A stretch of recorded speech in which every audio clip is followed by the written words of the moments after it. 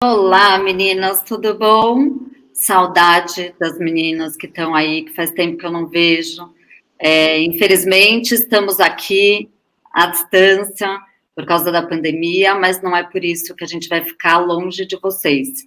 Então, o vídeo mostra um pouquinho do que a gente faz, de como a gente pode apoiar vocês, tanto aí dentro quanto aqui fora.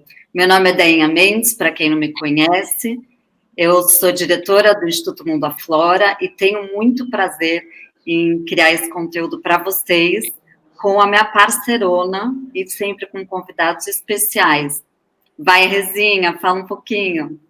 Andréa, que delícia estar aqui com você, com vocês meninas. A gente sempre fala, né, que o mais legal seria a gente poder se olhar, se abraçar, se beijar. Não estamos podendo, mas eu assisti um pouquinho de vocês aí, vocês vão assistir um pouquinho da gente aqui, e essa troca é super importante. A gente fica sempre esperando ao final que vocês nos mandem mensagens, por cartas, por vídeos, por áudios, pouco importa, mas que a gente se conecte, esteja sempre assim, bem pertinho. E a gente só traz gente porreta aqui, e dessa vez não é diferente. Tem uma mulher muito poderosa, no sentido mais abrangente da palavra, que faz coisas muito legais e foi se descobrindo ao longo da vida e sempre no caminho de ajudar as pessoas a se ajudarem. Luciana, um prazer enorme tê-la aqui com a gente. Vai se apresentando, conta a ficha toda aí. Oi, Renata, Dainha. Oi, meninas. Obrigada por essa apresentação generosa. Eu não sou poderosa, não. Assim, a gente está na luta aí, né? Todo mundo nas suas lutas internas, eu tenho as minhas, e a gente está buscando alcançar algum resultado dessas lutas que a gente deseja ver avançar, né? E acho que estar aqui é uma coisa muito importante para mim. Queria agradecer muito o convite, porque eu tive muito perto da Fundação Casa durante um período da minha vida, quando eu fui secretária de Juventude, Esporte e Lazer do Estado de São Paulo. Na época, não era a Fundação Casa ainda, era a extinta FEBEM, não é? Que passava naquela época a ser Fundação Casa, com as mudanças que houveram naquele período, e eu pude conhecer muito a Fundação Casa. E sempre tive um carinho muito especial pela Fundação Casa, pelas meninas e meninos da Fundação Casa, né? Eu sempre tive um desafio, sabe, Dainha e Renata, que eu falava assim, quando se fala, por exemplo, em baixar a menoridade penal, eu fico enlouquecida, porque eu falo, não é possível que a nossa sociedade não consiga dar conta de fortalecer e dar mão para um grupo pequeno até, de jovens, que estão nessa situação da Fundação Casa. Não é possível que a gente não tenha competência para cuidar, né, desses meninos, dessas meninas. E quando eu falo cuidar aqui, não é cuidar no sentido paternalista, né, mas é cuidar nesse sentido que a Deinha fala, que o Mundo Aflora busca fazer, que é de dar instrumentos para cada uma de vocês buscar o seu caminho, seja ele qual for, mas de forma forte, convicta, né, e consciente. Então, acho que a nossa sociedade tem obrigação de fazer isso. Então, eu agradeço o convite, e se eu puder, neste momento curtinho que a gente vai ter juntas, ajudar vocês a pensarem em algumas coisas que dizem respeito ao mundo feminino, que nós todas vivemos, cada uma à sua maneira, do seu lugar de fala, não é?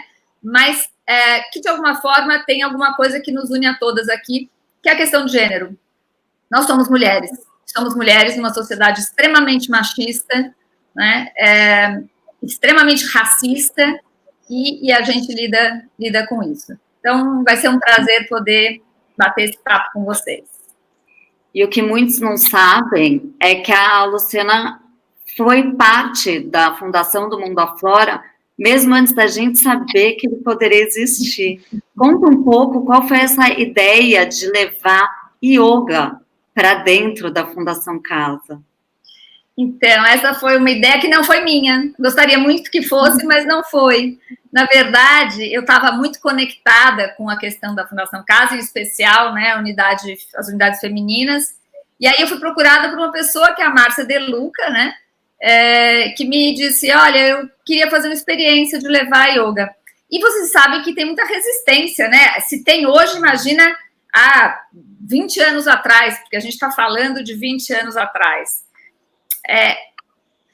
E aí tinha uma certa resistência do pessoal técnico, não, mas é difícil, não, mas é complicado, não, mas não vai funcionar. Eu falei, a gente vai apostar nisso. E foi assim que nasceu a yoga na unidade feminina da Fundação Casa, e que hoje é esse trabalho tão lindo, né, do mundo afora.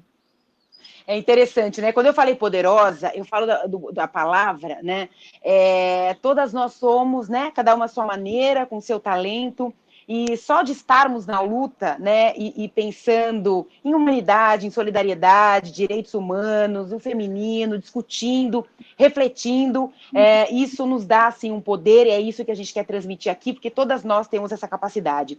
E essas meninas, esses meninos que se viram, né, muitas vezes com os perrengues todos por aí, e vão também se direcionando. Eu acho legal, né, Deinha, a gente falar um pouco, você falar um pouco, Luciana, da sua trajetória, né? Você começou novinha de tudo na delegacia, né? Eu acho que é legal a gente situar todo mundo. Tá, então vamos lá. Eu, na verdade, eu sou formada em Direito, né? E eu dou aula de Direito Constitucional, mas eu prestei concurso para delegada de polícia quando eu tinha 21 anos. Eu saí muito nova da faculdade. E eu passei no concurso, né? Eu falei, meu Deus, o que eu vou fazer agora? E virei delegada em Osasco, Delegacia de Defesa da Mulher. Numa época, meninas, em que não tinha a Lei Maria da Penha, né? A gente sabe, todo mundo sabe o que é a Lei Maria da Penha, logicamente, para ser mulher, né, e sobreviver, a gente tem que saber o que é a Lei Maria da Penha. Mas imagina que eu fui delegada de polícia numa época que não tinha a Lei Maria da Penha. Briga de marido e mulher, ninguém mete a colher, era a frase que todo mundo falava. Ó, não se mete, casal se entende. Não se mete não, que a mulher gosta mesmo de apanhar. Ela tá lá porque ela gosta.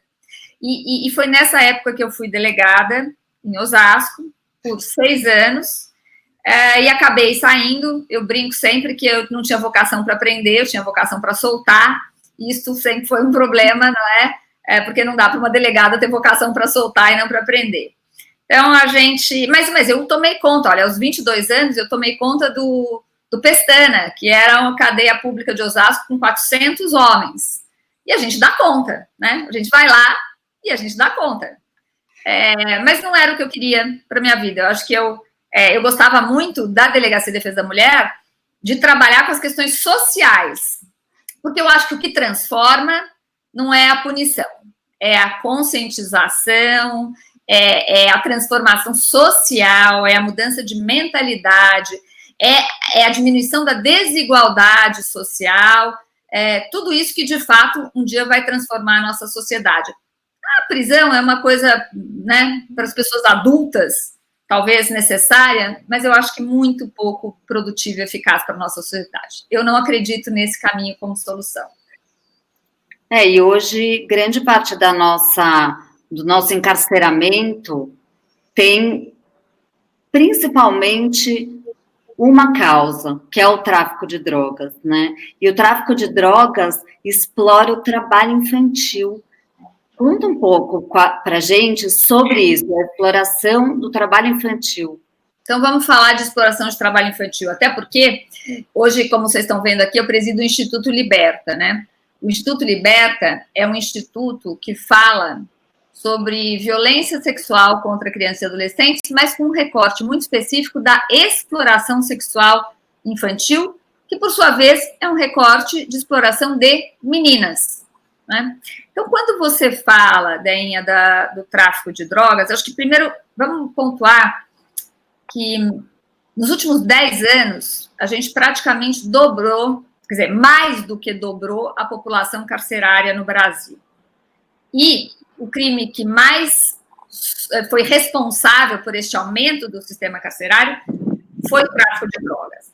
Aí a gente fala, bom, prendeu todo mundo, então está resolvido o problema do tráfico de drogas? E a gente sabe que não, né? Porque quem é preso não é o grande traficante, mas é aquele aviãozinho, é aquela pessoa pequenininha que está lá, né, na lida para sobreviver. E porque talvez tenha tido muito poucas opções e muitas poucas oportunidades, e aí vem alguém, né, super sedutor, porque a figura do traficante é uma figura sedutora, e a gente sabe, porque ele é o bem-sucedido, né, da comunidade. Quem tem o tênis legal? Quem tem a menina legal? É o traficante. Então, é uma figura sedutora. E aí ele é o único que chega com uma sedução que, de fato, o moleque fala, ah, putz, né, isso é possível. Não é só o moleque. Isso, durante algum tempo, foi só o moleque. Depois, não era mais só o moleque, eram também as meninas, de alguma forma. Muitas vezes, e acho que vocês sabem disso, eu não preciso contar, vocês sabem disso, vocês podem me contar com muito mais propriedade, mas muitas vezes até numa relação afetiva com alguém que está no tráfico, e essa relação afetiva acaba levando as meninas para se envolver com a questão do tráfico de alguma forma. Mas eu preciso fazer um recorte aqui, né, e só para completar, na prisão feminina, na verdade, o número de encarceradas em razão de tráfico de drogas é mais de 70%, né? E uma boa parte dessas mulheres porque foram presas levando droga na prisão para os companheiros. Então, veja a distorção destas prisões femininas, né? Olha o equívoco social que acontece. Mas vamos chamar atenção aqui para uma questão importante quando a gente fala de trabalho infantil. A Organização Internacional do Trabalho, a OIT, que é uma organização ligada à ONU, né? Ela considera como duas piores formas de trabalho infantil o tráfico de drogas e a prostituição infantil. E aqui eu vou usar o termo que a OIT usa, né? Ela usa prostituição infantil. A gente nunca fala em prostituição porque a gente acredita que uma menina ou um menino ele não se prostitui. Ele é prostituído por uma sociedade que explora as fragilidades deste menino e dessa menina. Mas o termo que a OIT usa é prostituição infantil. E nós somos um país com enormes números de prostituição infantil. O tráfico de drogas e prostituição infantil hoje estão muito conectados também, né? A exploração sexual de meninas hoje é gigante. E aí você fica tudo muito misturado, né? Porque, na verdade, o moleque legal é o moleque que está lá ganhando dinheiro do tráfico. E a menina legal é aquela que todo mundo quer comer, né? Então, tem que ser a gostosona. Então, você fica com esses estereótipos, que são estereótipos, essas figuras, né, que ficam... Então, ou eu sou a menina que todo mundo quer comer, ou eu não vou ter sucesso. Ou eu sou o menino que ganha dinheiro, ou eu não vou ser ninguém na vida. E isso é muito cruel. É muito cruel, porque não tem jeito, quer dizer, a sociedade não tem oferecido para as meninas e meninos da nossa sociedade caminhos para a construção que não esses dois, que são os que primeiro chegam para eles, né? E essa parte é muito difícil e muito cruel. E a gente precisa repensar. Só vou contar um episódio. Uma vez eu fui convidada, eu fui secretária, depois de secretária de juventude, eu fui secretária de assistência e desenvolvimento social do município de São Paulo, na gestão do prefeito Fernando Haddad, por 4 anos. E um dia eu fui convidada pela Rede Globo e pelo Sou da Paz para ir participar de um debate sobre a questão das medidas socioeducativas, medidas restritivas de liberdade de adolescente, uma discussão sobre a diminuição da minoridade penal, que obviamente é um absurdo, não é? Diminuir a minoridade penal é um absurdo, é um atestado de incompetência absoluta da nossa sociedade. E a discussão era nesse sentido. E aí eles começaram a falar disso, e aí eu virei e falei o seguinte, eu falei, olha, vocês convidaram a pessoa errada para este evento. Porque eu vou falar muito mal da Rede Globo aqui. Porque, na verdade, vocês criam nos filmes, novelas, séries, a figura do cara que tem que ser o bambambam, da menina que tem que ser a maravilhosa. Porque se o cara não é o bambambam, ele não é ninguém. Se a menina não era, ela não é ninguém. E todo mundo fica fixado nessa cultura pop que é uma cultura de consumo, onde você só é alguém se você consome, e consumir é a melhor roupa, a da moda, é tudo, né? Tudo que está aí, eu preciso consumir. Eu preciso ter o último celular, eu preciso ter o tênis mais legal, eu preciso estar com o cabelo tingido da cor certa, eu preciso tudo. E isso não é uma construção ingênua, é uma construção de uma sociedade de consumo que quer que a gente fique escravo disso tudo. Agora, quem tem dinheiro, quer ficar escravo disso, fica todo mundo meio débil mental, mas fica, né? Fica escravo ali. Desculpa a expressão débil mental, não é nada, não é pejorativo, mas fica todo mundo meio fora da caixinha ali, né? Agora, e quem não tem dinheiro? Não é que não está numa família super rica, que o pai compra o que quiser, que a mãe dá o que quiser. Como é que faz? Porque o desejo de consumo é igual. O desejo é o mesmo. Só que o moleque pode ter, o outro não pode ter. Uma menina pode ter a calça nova para o funk e a outra não pode ter a calça nova para o funk. E como é que fica isso? Né? Então, é muito cruel essa sociedade que exige que nós tenhamos coisas independente de qual é a nossa possibilidade imediata de ter as coisas. Porque não é uma perspectiva de eu vou estudar, eu vou construir, eu vou fazer. Não, é hoje. Eu preciso disso para hoje. E aí a gente cai nessas armadilhas, né?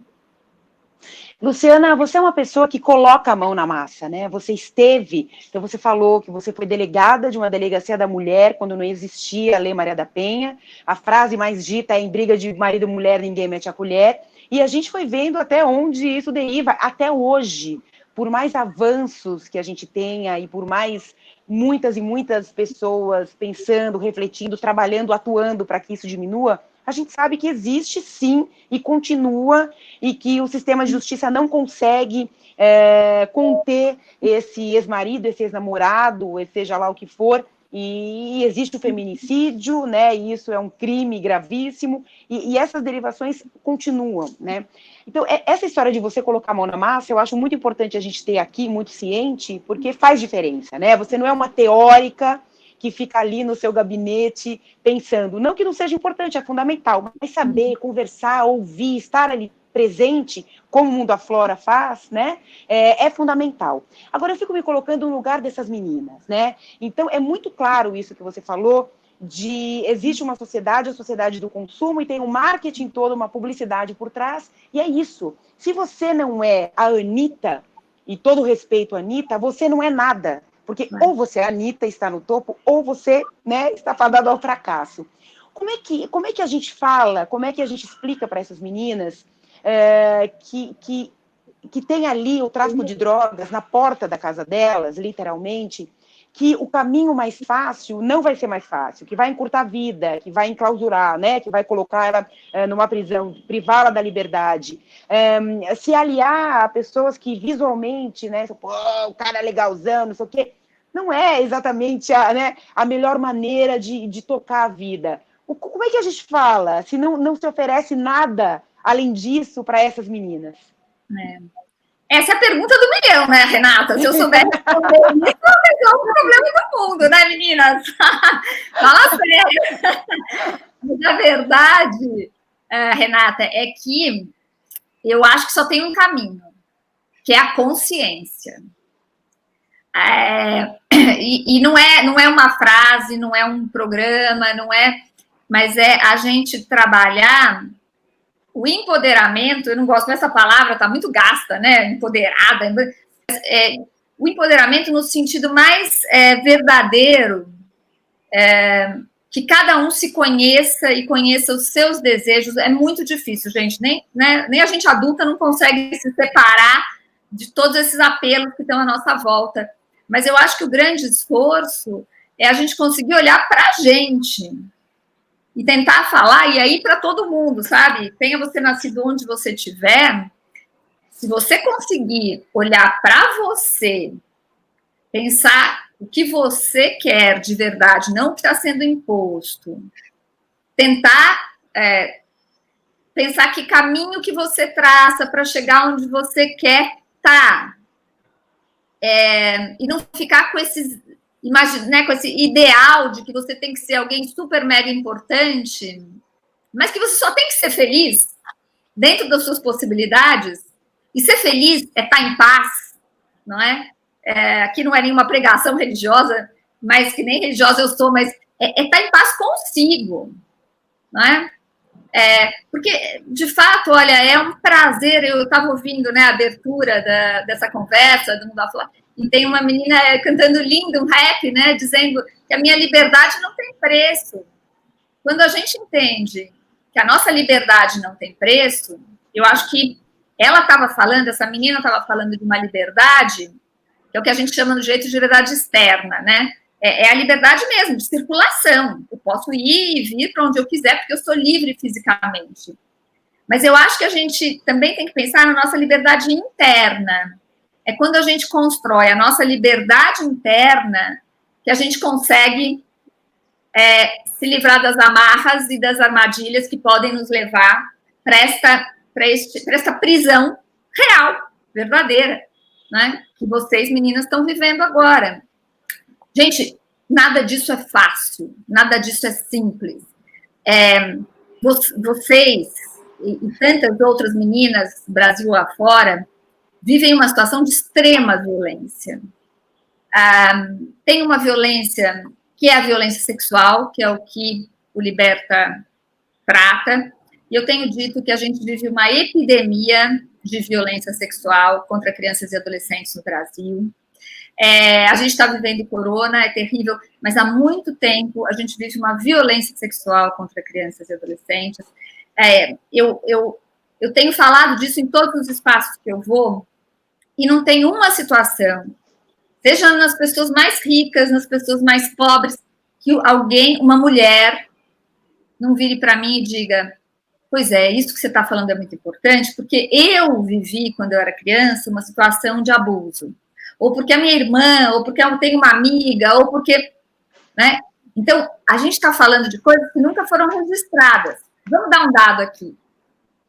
Acabou de sair o anuário de violência último de 2020, né? Mais de 4 meninas de menos de 13 anos são estupradas por hora no Brasil. Então, veja que enquanto a gente vai conversar 1 hora aqui, mais de 4 meninas de menos de 13 anos vão estar sendo estupradas. E este número, a gente sabe, são números muito menores do que a realidade. Porque as meninas vítimas de violência sexual, os casos que são registrados são muito pequenos, perto da realidade. A gente tem um trabalho com a Prefeitura de São Paulo, com a Secretaria de Educação. Nos últimos 3 meses, mais de 84 meninas de 10, 11, 12, 13 anos deram à luz na cidade de São Paulo. Eu não estou falando de Brasil, estou falando da cidade de São Paulo, a maior cidade do Brasil, com mais serviços públicos, em tese, com mais condições e políticas públicas. E a gente tem mais de 84 meninas de até 13 anos dando à luz. Tem alguma coisa bem errada nessa história, não é? Porque ou essas meninas são vítimas de alguma violência, na verdade elas são sempre vítimas de uma violência, eu acho, na minha leitura, porque uma menina de até 14 anos tem muita dificuldade para entender que ela está escolhendo aquele caminho. Eu acho que é muito difícil pensar que uma menina de 14 anos escolha ser mãe aos 14 anos de idade, né? Então, eu acho que tem uma situação aí que a gente tem que olhar, que quando eu falo, vamos ser livres, vamos olhar a nossa liberdade, a nossa consciência, eu não estou sendo uma alienada, porque eu sei da realidade, e a realidade é dura pra caramba, né? É muito dura, porque tem essa violência intrafamiliar, em muitos casos, em muitas situações, a mãe encobre a violência praticada pelo pai, pelo padrasto, pelo avô, e às vezes não é porque a mãe é um monstro, mas porque a mãe já foi vítima dessa violência e está neste ciclo perverso de não liberdade. A mãe que não protege a filha, muitas vezes ela não conseguiu ser livre internamente para entender isso, não é? Então, se a gente buscar ser livre internamente, a gente vai poder proteger os nossos filhos. da violência. Então, tem essa violência intrafamiliar, tem a violência institucional, né? Tem o policial na rua que faz aquela batida violenta e que para, e tem toda a situação de assédio sexual de meninas, em todos os espaços, desde o chefe até o ônibus, né? E a rua. Então, assim, não é fácil. Precisa respirar muito fundo, mas não tem outro caminho. Renata, não tem outro caminho. É consciência. E aí, a menina não é super-heroína, ela precisa de ajuda. E é nosso papel, né? Papel da sociedade, estou dizendo de forma mais ampla, nas escolas, fazer essas conversas e acolher essas situações de violência, não é? No serviço público de saúde, tem que estar preparado para fazer isso, as UBS têm que estar preparadas para ter conversas nesse sentido. Né? Assistência social tem que estar preparada. E grupos maravilhosos, né, de organizações da sociedade civil, como o Mundo Aflora, que estão preparados e fazendo essas conversas. Então, não tem mágica, não tem resposta certa, precisa ser muito resiliente, precisa ter muita coragem, muita força e muita inquietude. Olha só, a palavra que eu mais gosto para essa situação. Eu tenho que ser tão inquieta, que eu não aceito o destino que me dão. Se eu sou muito inquieta, eu não vou ficar no lugar que me coloca. Eu tenho que sair desse lugar. Porque alguém me colocou nesse lugar e não foi uma escolha minha. E aqui eu estou falando, não lugar só a Fundação Casa. A Fundação Casa é o lugar físico que vocês estão agora. Mas eu estou falando no lugar na sociedade. O lugar da menina explorada, o lugar da menina traficada, o lugar da menina... Eu não vou ficar nesse lugar. Eu não vou ficar no lugar da menina que precisa ter a calça nova, que precisa ter o último celular, e que vou vender meu corpo para isso. Né? Eu tenho que entender o valor que o meu corpo tem, que ele é meu, que ele vale muito. Então, é isso. A gente tem que ter inquietude para sair do lugar que essa sociedade quer que a gente fique. E a inquietude é muito importante para encontrar a sua liberdade, porque é não aceitar o que o outro fala. Então, falando agora em abuso sexual, onde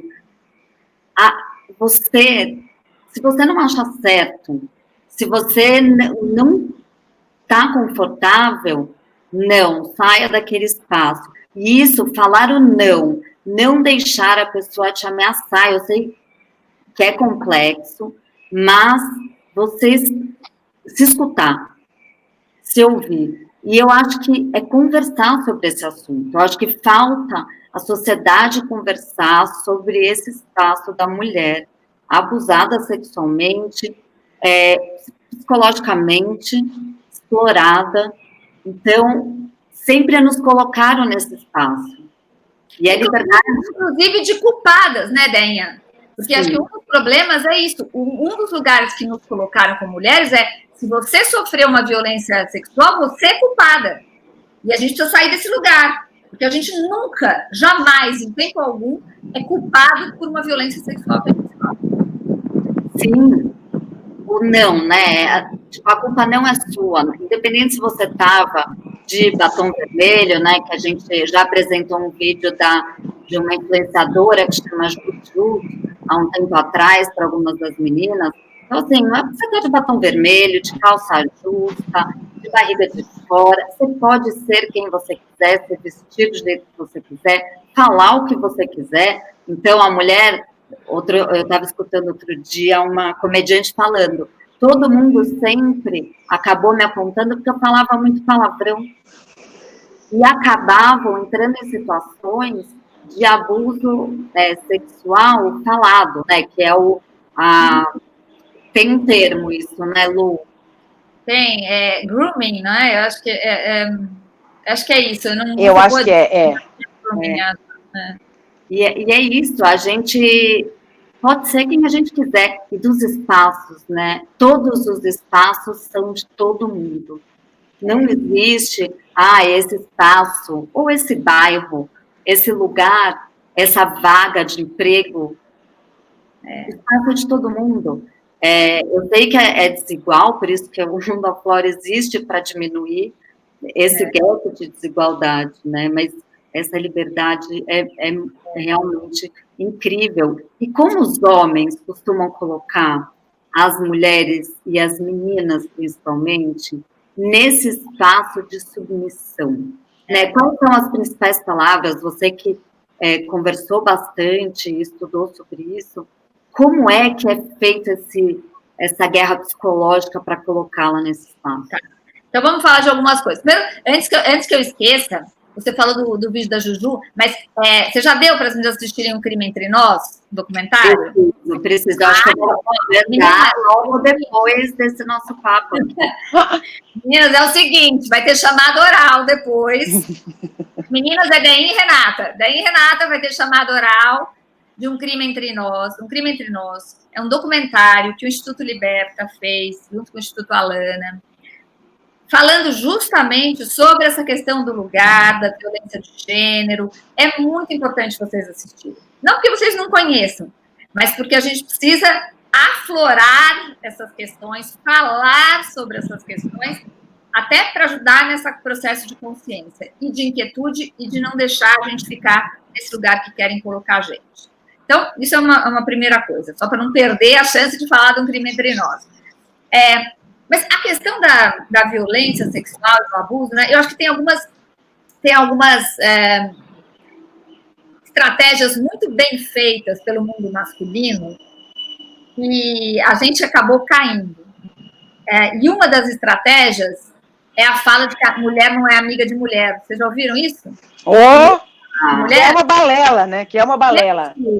Eu tenho amigas de vida inteira, amigas irmãs, queridíssimas. Mulher é a melhor amiga da mulher. Entendeu? A gente tem que se unir. Porque essa foi uma estratégia dos homens para nos separar. E quando a gente separa, a gente fica fraquinha. Né? Então, quando a gente se separa, a gente fica fraca. Na verdade, a gente tem que se juntar, porque a gente tem que ser um bloco que uma puxa a outra, uma segura a outra. Então, primeira coisa, acabar com essa coisa de picuinha de mulher disputando com mulher. Mulher não disputa com mulher ajuda a mulher, né? Então, acho que essa é a primeira coisa. Tanto é que você sabe que nessas relações abusivas, e na época da delegacia a gente via muito isso, né? Tem até uma série boa agora que acho que a Netflix lançou, que é Bom Dia, Verônica. Não sei se vocês já... Bom Dia, ainda Verônica. Não vimos, mas eu estou acabando de ver agora, até porque eu vou fazer uma live sobre isso daqui a pouco. Mas sobre as relações abusivas, né? Porque a verdade, meninas, é que nessa relação de abuso do homem agressor, né? Ele nunca se apresenta totalmente mal, né? Porque ele é o que mais te ama, é o mais carinhoso, ele vai cuidar de você, ele vai cuidar tanto de você que você não precisa de mais ninguém. Então, você não precisa da sua família, você não precisa dos seus amigos, porque, afinal de contas, né, ele vai cuidar de você, né, e ele vai cuidar tão bem, e ele nem quer as outras pessoas atrapalhando. Então, uma das estratégias que as pessoas vivem, quer dizer, que os abusadores usam nas relações, é afastar você das pessoas. Ninguém é bom o suficiente, só eu, que te amo tanto, só eu que cuido de você. Né? Então, essa é uma questão que a gente tem que estar muito atenta. Ninguém que queira separar a gente da nossa família, dos nossos amigos, pode ser boa na nossa vida. Depois, nenhuma morte, nenhum feminicídio começa com um tiro. Começa, às vezes, com um palavrão. Isso eu vi muito na delegacia também. Quer dizer, é uma violência que não começa com uma coisa realmente violenta. Ela vai num crescendo. Às vezes, é um xingamento. Ah, mas ele estava nervoso, né? Ah, não, mas também, ó, você viu? Também eu fiquei lá conversando com o cara, né? Ele se irritou. Aí é um empurrão, é um tapa, é uma destruição da sua autoestima, sempre. Aliás, na verdade, toda violência sexual, ela causa um problema sério de diminuição da autoestima. E vocês sabem que a autoestima é tudo para a gente sair do lugar que a gente foi colocada, né? Sem autoestima, ninguém sai do lugar que foi colocado. Eu preciso me amar, achar que eu sou o máximo, para poder sair de onde me colocaram. Então, a estratégia de destruir a sua autoestima é uma coisa fantástica. Olha, você é a melhor pessoa do mundo. Pena que você é tão desorganizada, né? Ai, você é tão bonita. Pena que os seus dentes não estão muito bons, né? E assim vai. Então, quer dizer, você não fica com você tão bonito, você fica, meus dentes não estão muito bons. Não vou mais nem rir, porque meus dentes não estão muito bons. Tô meio gordinha, não vou nem botar uma roupa justa porque eu tô meio gordinha. E assim vai. Então, a relação abusiva, ela não se mostra monstruosa no primeiro momento. E é por isso que ela se mantém. Né? Porque se o cara fosse louco desde o começo, a gente já assustava de uma vez e saía correndo. Mas ele não é louco de uma vez. Ele vai fazendo, e vai juntando, e vai não sei o quê. E você vai se sentindo ali naquele lugar, e de repente ele te colocou no lugar que ele queria. E você não tem mais nem autoestima e nem inquietude para sair da onde você está. E aí, gente, aí é muito triste, né? Porque provavelmente a sua filha vai ficar no mesmo lugar que você. Porque você não vai ter conseguido construir a sua liberdade e não vai poder dar a liberdade que a sua, ou o apoio que a sua filha ou seu filho precisa para ter a liberdade dele. E aí esse ciclo de violência que não se rompe. Então, de fato, a gente tem que estar muito atento. E é o seguinte, é o primeiro xingamento. Xingamento já não pode aceitar, né? E não tem... Agora, é muito louco, né? Porque na lógica de que a gente é culpada, outra estratégia é que a gente sempre dá motivo, dá razão. Então, a gente... É muito louco isso, porque por mais consciente que a gente seja, quando a gente sofre algum tipo de violência, assim, do mundo masculino, a gente pensa, mas também eu fui... Né, eu errei. Mas também ele bebeu um pouco demais. Não, mas também é ciúmes, é porque ele me ama muito. E assim vai, né? A gente fica se colocando ali naquela culpa, a gente fica se abrindo umas brechas, porque é exatamente o que você falou, né? A autoestima está minada, a inquietude acabou e a gente vai aos pouquinhos ali se colocando nesse lugar. Eu fiz questão de te perguntar como é que, né, pensando aqui com a cabeça das meninas, como é que a gente sai? Como é que a gente não entra nesse jogo sedutor de uma pessoa que vem se aproximando da gente, essa história de querer te tirar de perto de todo mundo, né, que te ama, que gosta de você. Quanta gente deve estar se colocando aqui nesse lugar, né, pensando, puxa vida, comecei a namorar fulano, sumi, não via mais ninguém, as amigas reclamam, que escuta, o que é? O que aconteceu com você? Você some, você desaparece, nunca mais você pode ter nenhum tipo de contato com a gente, você nunca mais faz sozinha as suas coisas, né? Então, esse estar sozinha, cuidar de você, é fundamental para que você cuide, inclusive, do outro, né? E eu estou lembrando, Andréa, de uma conversa que a gente teve aqui para as meninas, com uma uma menina que passou pela Fundação Casa, e que tem muito claro o papel da mãe dela. Ela se desentendeu com a mãe, ela foi para a Fundação Casa, ela voltou a ter contato com a mãe, e ela fala com todas as letras, a minha mãe não se libertou ainda. A mãe continua com o padrasto, o mesmo padrasto que abusou da filha. E a menina entendeu, se colocou fora da situação, entendeu, vivenciou a privação de liberdade, que essas meninas todas estão vivenciando, e falou, não é isso que eu quero para mim. E essa situação da minha mãe não é definitivamente a que eu quero para mim. Eu acho que essas novas gerações, muito mais inquietas, e ouvem muito mais que a gente precisa se unir, que não tem essa de mulher, que não gosta de mulher, compete com mulher. Eu acho que isso é um alento, né? É uma coisa muito boa. Eu não sei se vocês têm essa mesma sensação. É uma geração que pode entender o assédio e são mais inquietas e são mais intolerantes, falam, não, e pode ser chefe, e pode ser quem quer que seja. Quem aqui não passou por um assédio de um chefe moral, sexual? Eu já vivenciei. E tem um pouco de vergonha de não ter mandado para aquele lugar, né? Claro, mas isso é muito, muito interessante você conversar com pessoas mais jovens, né? Que não entram nessa situação. Então, essa história não tem resposta, né? Não tem como a gente dizer, meninas, é o seguinte, a pílula é essa. Não tem para nada, para a vida da gente não tem. Precisa refletir, né? E é isso que a gente está fazendo aqui. É isso aí. Mas eu concordo, Renata, que essas meninas que estão ouvindo a gente hoje, elas são melhores do que a gente foi. Eu não tenho dúvida de que essas meninas são melhores. Eu tenho uma filha de 18 anos, né? E tenho um filho de 19 anos. Eu acho que os dois são muito melhores do que eu fui aos meus 18 e 19 anos. porque eles têm um outro nível de compreensão. Então, eu acho que, assim, essa coisa de ter mais segurança de quem eu sou, né, do que eu posso, do que eu não posso, essa coisa, você contou agora, você falou, eu já fico lembrando de situações que eu vivi, que eu poderia ter dado um chega para lá e não dei. A gente não tinha coragem mesmo, né, e hoje a gente sabe e ensina as meninas a terem. E aí, eu acho que tem uma coisa que a gente vai falar, vale a pena falar, das mídias sociais, né, eu acho que tudo tem dois lados. Tem um lado muito perverso das mídias sociais. Eu estava participando de uma live outro dia, até da Plan com o Ministério Público. A Plan é uma organização muito legal também para vir conversar com as meninas, viu? Super legal convidar a Viviane a Viviana para vir. E aí a gente estava falando sobre essa coisa do assédio e da violência pelas mídias sociais, né?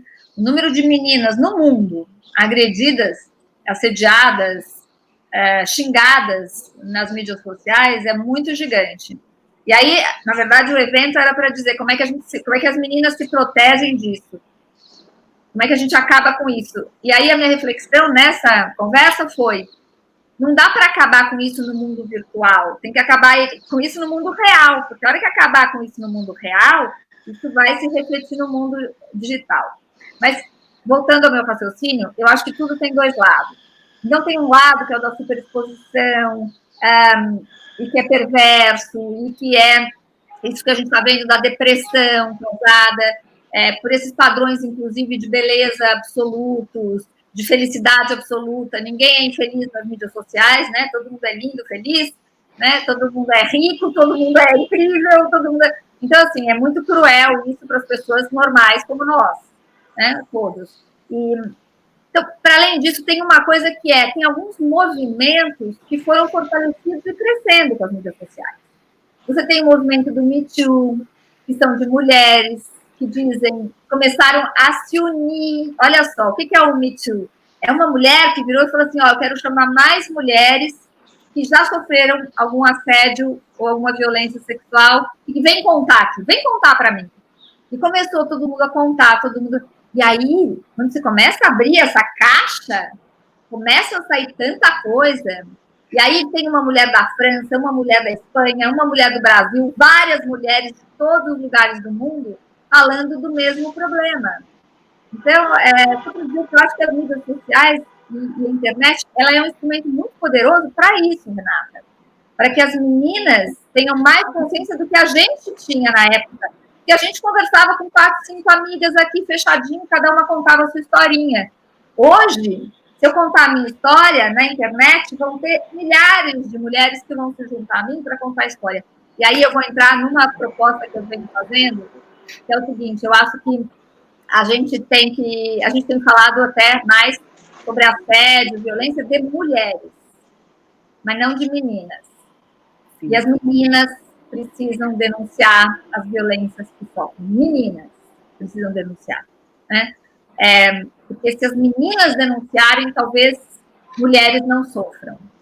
A gente precisa começar um movimento no qual todo mundo, e ninguém se envergonhe de ter sido vítima de uma violência sexual. Eu digo sempre, meninas, que quando alguém é assaltado, ninguém tem vergonha, né? Coloca lá no WhatsApp, roubaram meu celular, não sei o que, quando alguém é sequestrado, quando alguém sofre... Quando alguém é estuprado, coloca no WhatsApp, fui estuprada. Não, tem vergonha, né?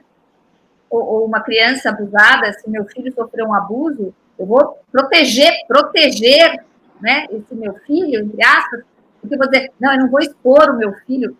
E a verdade é que a gente precisa entender que quem é exposto nessa situação, quem tem que ser a figura exposta, é o abusador, não é? E não a criança que foi abusada ou a mulher que foi estuprada. É o abusador que tem que ter vergonha. Não somos nós, mulheres, né? E aí a gente tem que botar a boca no trombone. Todo mundo tem que contar. Todo mundo tem que falar. E não pode ser mais segredo. Não pode ser mais um segredo social, né? A gente precisa falar dessa violência. E a gente fez até um vídeo com a filha da Rê, a Bruna Canazê, onde ela foi uma das pessoas, né, há um tempo atrás, faz 3 anos, Rê, Faz 3 anos. que ela foi abusada sexualmente numa viagem dentro de um hostel, e ela contou essa história para as meninas. Então, o que eu acho que falta um pouco é a gente contar sobre experiências e, às vezes, não ter vergonha de não saber as coisas.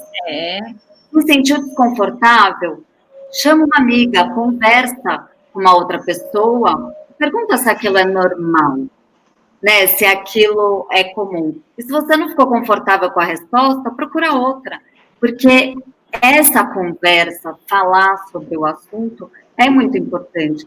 E as redes sociais realmente têm um papel fundamental da gente escolher que voz a gente quer escutar.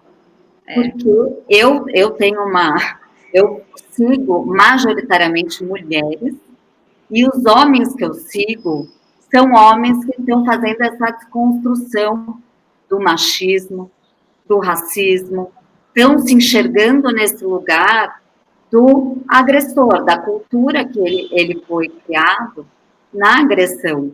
E eu tenho visto movimentos muito fortes, e um deles apoia a gente, que é o Fin for She, que são mulheres apoiando mulheres a entrar no mercado financeiro. Então, tem todos os tipos de mulheres se unindo para fazer a diferença. Isso é muito importante, a fala, né? A fala e a escuta. Tem que falar. Eu só queria falar uma coisa do que você falou, Dan. Eu acho que é isso mesmo. Tem que falar com as pessoas sobre a violência que a gente sofre. Mas eu hoje penso que qualquer situação que uma mulher viva, que tenha sido desconfortável para ela, é uma violência. E que por mais que alguém diga que isso é normal, se não for normal para você, é uma violência. E você não pode aceitar. Porque não é o que às vezes algumas mulheres entendem como normal, que para elas tudo bem, para mim pode não ser. Se não é para mim, eu tenho direito de dizer não. Eu tenho direito de dizer não, e quem está do outro lado tem que respeitar o meu não. Né? Eu acho isso fundamental. Eu também pensei essa história, né? Não está confortável, não achou legal, porque é isso, de repente vai conversar com alguém que para esse alguém é normal. Precisa refletir, e fiquei incomodada, não está certo, vou lá buscar pessoas da minha confiança, do meu relacionamento, ou pessoas estranhas, de repente, porque não quer falar com alguém, né? E eu me coloco muito no lugar dessas meninas que desconfiam de todo mundo, né? Porque a partir do momento em que dentro de casa, muitas vezes, desconfiam de você, e esses dados que você falou no comecinho aqui da nossa conversa, né? Sobre casos de estupro, majoritariamente dentro das suas casas, por parentes, sim, em diferentes classes sociais, e a gente sabe que existe muito mais casos do que realmente estão aí nos dados, né? Existe uma subnotificação, sim, sem dúvida nenhuma, e acho que quanto mais alta a classe social, maior essa notificação, porque existe a vergonha de como, aqui na minha casa, mamãe, papai, filhinho, né? Como é que isso pode acontecer? E sim, acontece, mas que essas meninas, essas mulheres precisam dar um jeito de encontrar alguém que vai ouvir e que vai direcionar essa angústia, esse sofrimento, esse caso, esse abuso que essa menina sofreu. É importante a gente reforçar que sempre vai ter alguém para te pegar e falar, opa, peraí, deixa eu prestar atenção no que você está falando, né? Sabe que a gente tem indicado muito, lógico, cada caso é um caso, né? Mas a gente acha que a escola, o lugar da escola, de qualquer pessoa que está ali, né, cotidianamente, um adulto fora desse meio muitas vezes familiar da violência, o professor ele pode ter potencialmente esse papel.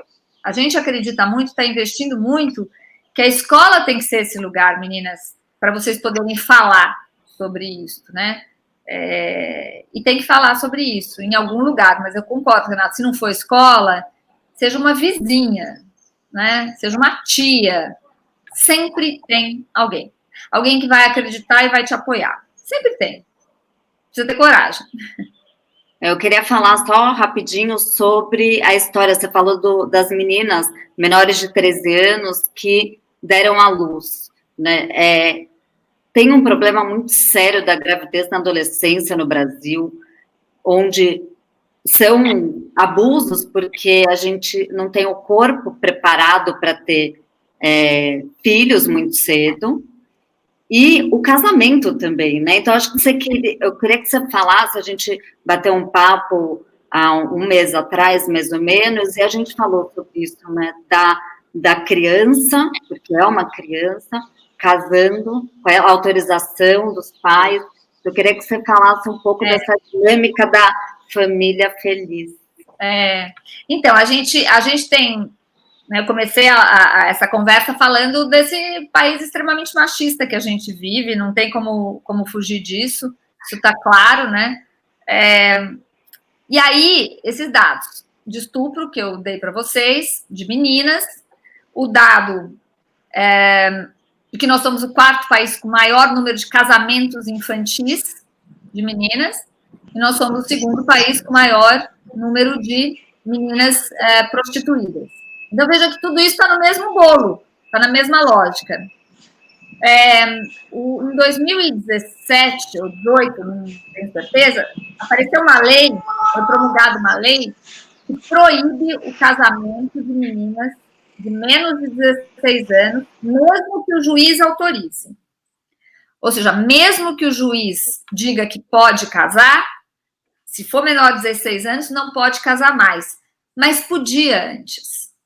Então, nós temos no Brasil meninas de 10 anos casadas, e muitas vezes casadas com os abusadores, porque as famílias queriam limpar a honra da família, né? Como se a violência sexual fosse um crime contra a sua honra, né? Aliás, na verdade, na história das nossas leis, era um crime contra a honra, só depois que ele se tornou um crime contra a vida. Muito recentemente até. Então, veja que as famílias casavam, e a menina que tinha sido estuprada uma vez passava a ser estuprada toda noite, com certidão de casamento assinada, né? Então, isso é muito perverso, mas a questão da gravidez na adolescência, que eu falei, eu acho que o grande problema da gravidez na adolescência, no Brasil, que tem números altíssimos, é que as meninas interrompem a vida, não é? Este é o maior problema da gravidez na adolescência. Na nossa estrutura social, uma menina que tem filho aos 14 anos de idade, 13 anos de idade, ela não vai voltar para a escola, provavelmente.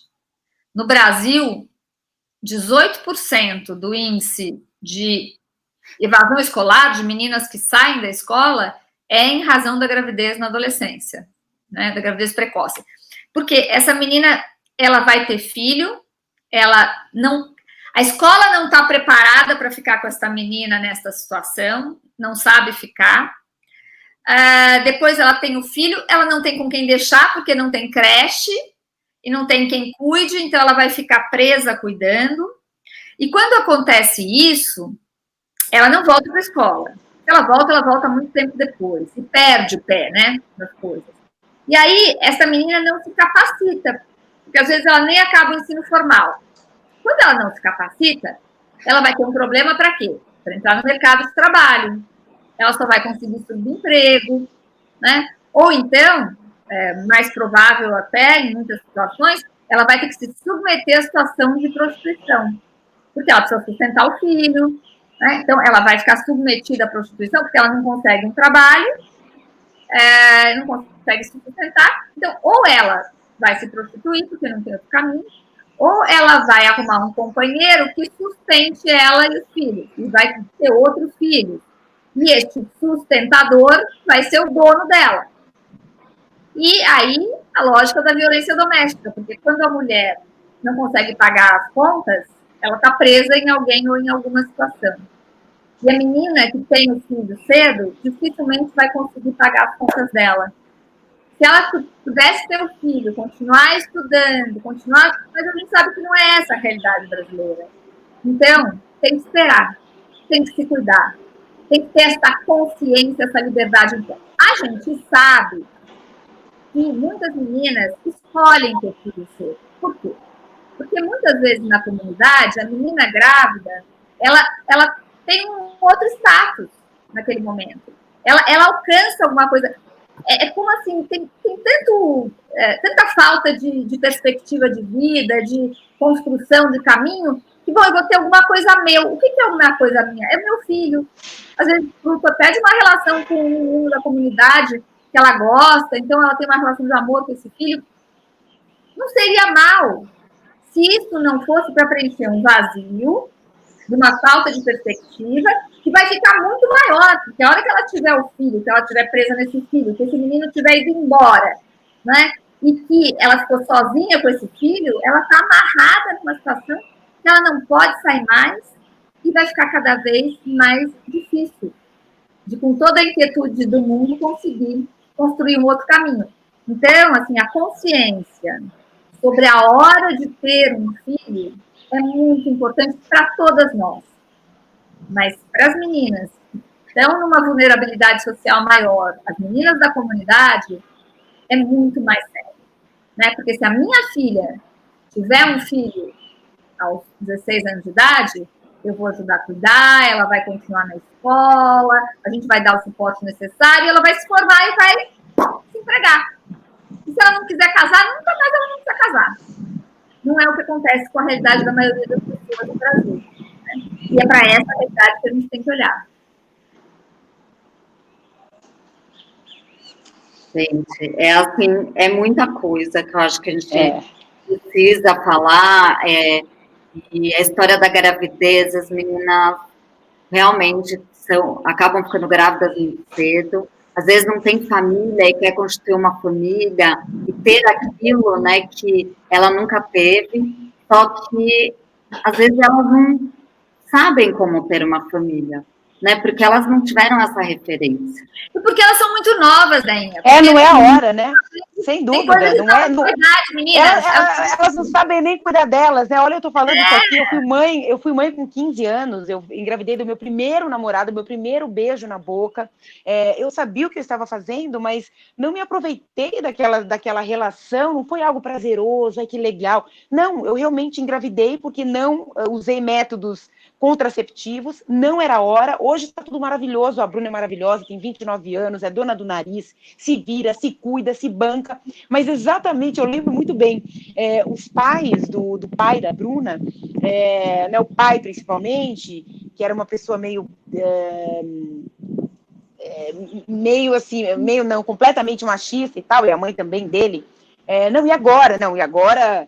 não precisa casar, tal. A minha mãe falou, não, que casar, eles são duas crianças, já estamos com um bebê aí no meio do caminho, que já, né, não é o momento. Vai casar, quer dizer, são duas questões, né, não é só uma. Então, não é hora, eu não romantizo de jeito nenhum. Eu tenho uma história, a minha história, que tem, né, que tem a ver com a minha classe social, as minhas condições naquele momento, a minha maturidade que eu adquiri ali naquele momento, por eu ter aquela personalidade, por eu ter tido aquele histórico familiar, também não me dava bem com meu pai, também é uma coisa difícil, mas foi. Então, hoje, falar disso algo está muito resolvido, mas é muito complicado, e a gente tem que dizer que é complicado, sim, não é a hora, a gente mal sabe o que vai fazer da nossa vida, e o bebezinho, ai, que lindo, maravilhoso, mas é para a vida inteirinha, não é assim, não, gente, agora eu não quero mais, cansei de brincar, não tem cansei de brincar, é para sempre.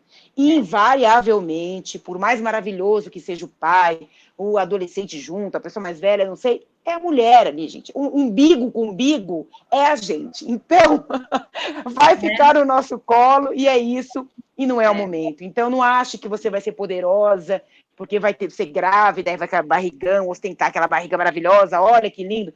Gente, não é o momento, ostenta outra coisa, né? Vai procurar alguma coisa dentro das suas possibilidades. A gente tem talento para tudo, todo mundo tem o seu talento, né? E o sucesso tem muito a ver com a descoberta desse talento. Não é fama, é talento, é sucesso, e vem de dentro, né? Então, eu acho que isso é bem importante ficar claro, né? É isso mesmo. Isso. E aí, só lembrando que não ter filho não significa não transar, né, meninas? Pode transar à vontade. Exato, por favor, deve, né? Aliás, deve. É muito saudável, mas assim, com segurança, com consentimento e com desejo, né? Porque transa só é bom quando tem desejo, segurança e consentimento. Então, ninguém aqui está dizendo que vocês não podem transar. A gente está dizendo que vocês têm que transar quando vocês quiserem, com segurança, e deixem para ter filho na hora que for o momento certo para ter filho, com a pessoa legal para ter filho, com vocês com condições de criar um filho. Você sabe que o meu pai, a vida inteira, me disse uma frase, que é o seguinte: só é livre de verdade quem paga suas contas. E cada vez eu me convenço mais que a gente só é livre quando a gente paga as nossas contas. Então, meninas, paguem as contas primeiro e depois arrumem um namorado, uma namorada, arrumem um filho, arrumem um cachorro, arrumem o que vocês quiserem, né? Mas primeiro se preocupem em pagar as suas contas. Sim, meu pai falava exatamente a mesma coisa, né? Nossos pais são próximos, né? São amigos há mais de 40 anos. E meu pai tinha a mesma frase. Então, desde muito nova, eu escutei: olha, você faz o que você quiser da tua vida, contanto que você pague as suas contas e não dependa de ninguém. Nem de mim, nem de ninguém. E isso foi, acho que, o maior pontapé. Escutar isso, eu saí muito cedo de casa, comecei a trabalhar com 15 anos, escutando isso, eu não dependo de ninguém, nunca dependi, não quis ter filho também, e não necessariamente isso deixou de ser desinteressante para os meus 2 ex-maridos, né, gente? É que nem namorado, a gente passa aí, casada 2 vezes. É isso aí, gente, é isso aí. A fila anda e as coisas acontecem, né? E se você paga suas contas, fica bem mais fácil, né? Opa. Aí você escolhe. Não é alguém que te escolhe, você que escolhe. Aí fica mais legal. Vamos lá. A Renata é casada ainda, tá? Não é porque ele vai ficar sem marido. Eu não tenho marido também, não, mas a Renata tem. Exatamente. E fui escolhendo, gente. Fui escolhendo, não fui refém de ninguém. Eu fui refém uma vez. De ter um relacionamento e de transar quando eu não estava afim. Ai, não aproveitei. Não é que não sabia o que estava fazendo. Sabia, mas não era a hora. E para mim, hoje, é muito claro. Então, ali, eu fui bobinha. Depois daquilo ali, eu falei, não, nunca mais. E aí, eu fui pensar como pagar as minhas contas. É exatamente isso. Meu pai não me falou essa frase. Os de vocês falaram, mas eu falo isso muito para a Bruna, e ela está seguindo ali a risca, tem que ser assim mesmo. Eu acho que, assim, para lembrar que esses relacionamentos, essas dinâmicas que a gente falou de abuso, não acontece só entre homem e mulher, não. Mulheres também podem ter relacionamentos muito abusivos. Então, só reforçar isso, que é uma dinâmica entre pessoas que não está correta, nem no abuso psicológico, nem no abuso sexual e nem na exploração. Então, Lu, eu queria que você trouxesse uma reflexão, que elas refletissem agora, junto com o educador que está na sala, para que elas possam, com ele ou com ela, né, não sei quem vai ser esse educador, mas debater sobre esse assunto. Então, qual que é a reflexão que você traz para essas meninas, para a gente fechar esse vídeo? Eu acho que a reflexão que eu podia propor é o valor do corpo, né? Do corpo para as meninas hoje, já que, na verdade, eu estou na temática da violência sexual e especialmente da exploração sexual, talvez a gente possa refletir um pouco sobre o que é o nosso corpo para a gente, né? E que é um instrumento valiosíssimo e importantíssimo que é nosso. E como é que a sociedade vem enxergando e se apropriando do nosso corpo como se ele fosse algo coletivo, né, de uso coletivo. E ele não é. Ele é nosso. E aí eu falo disso porque eu acho que isso tem muita relação com como eu uso o meu corpo, ou vendo o meu corpo, ou dou pouco valor para ele, para conseguir outras coisas, e que é a situação da exploração sexual, né? Então, a gente acho que tem que pensar que a gente não vale pelo nosso corpo. O nosso corpo valer muito não significa que a gente valha pelo nosso corpo. Pensar um pouco sobre isso. A gente vale por muitas coisas, e o nosso corpo vale muito para a gente. É isso. É a nossa casa, né? Ele é a nossa casa e quem manda nele somos nós, né? Não somos reféns dele, é o cérebro aqui que manda todos os comandos, e é isso, e a gente tem que saber muito bem o que a gente faz. Apesar da sociedade estar dizendo pra gente o tempo inteiro, né, e ícones tipo Anitta, que eu gosto muito da Anitta, nada também, mas ícones que ficam dizendo pra gente o tempo inteiro que o que vale é o corpo, né? É bem difícil isso. Obrigada, Lu. Obrigada, Rezinha. Meninas, aproveitem muito esse conteúdo, é maravilhoso. E como sempre, se vocês quiserem, mandem cartinhas através dos diretores das unidades ou das coordenadoras pedagógicas. Mandem para a gente. Se vocês quiserem fazer qualquer pergunta para a Lu, para mim e para a Rê, podem mandar. Deixa eu falar uma coisa, Rê. O Liberta tem um site, que é o site, só dá um Google Liberta, chama Instituto Liberta, tem um site. Se vocês quiserem saber mais sobre material de campanha, tudo tem lá, as nossas campanhas todas são muito bonitas, são filminhos de 1 minuto para assistir. Então, a gente tem o Instagram. Se vocês nos seguirem, eu vou ficar muito honrada, porque eu gostaria muito que todo mundo entendesse um pouco desse assunto e tivesse mais perto. Maravilhoso. E é isso. E eu queria agradecer muito os servidores da Fundação Casa que fazem esse conteúdo chegar até vocês, estão sempre se comunicando com a gente, eles foram muito importantes e especiais para a gente conseguir criar esses conteúdos e trazer gente tão legal para conversar com vocês. Então é isso. Qualquer coisa é só entrar em contato com a gente, vocês sabem, a gente espera aqui vocês no Mundão. Não vai deixar de ir aí não, hein, menina? É só esse momento e a gente vai sempre agora ter conteúdo em vídeo para vocês. Então, podem pedir o que vocês querem saber, com quem vocês querem falar, que a gente tenta. Não, a gente sempre tem, então a gente tem que tentar colocar a cara ali para bater e conquistar novos conteúdos, pessoas muito legais. É isso, gente. Delícia, meninas todas. Um beijo. Tchau, gente.